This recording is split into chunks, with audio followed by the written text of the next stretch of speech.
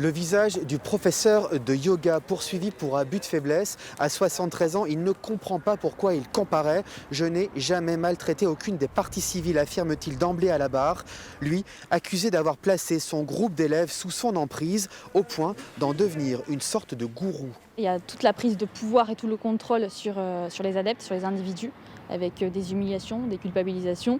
Vous avez tout l'aspect financier qui n'est pas le moindre en fait, puisque le prévenu, si vous voulez, a pu bénéficier d'un logement gratuit, a pu bénéficier finalement de parts dans une SCI sans avoir investi le moindre centime.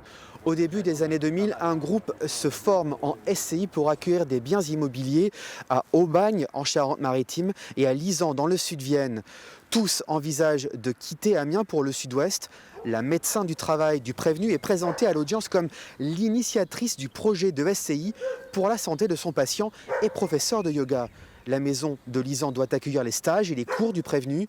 Lui dit avoir passé des années à retaper la bâtisse, mais de cours de yoga, il n'y en a jamais eu.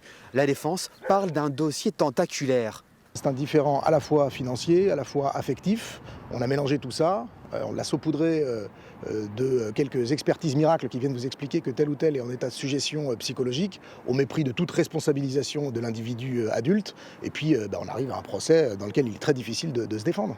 L'audition des témoins se poursuit ce soir. L'actuelle dirigeante de la SCI dit tout assumer. Pour elle, l'histoire du groupe a été réécrite par la plaignante. L'une des parties civiles pourrait s'exprimer dès ce soir. Les débats se poursuivront demain, toute la journée.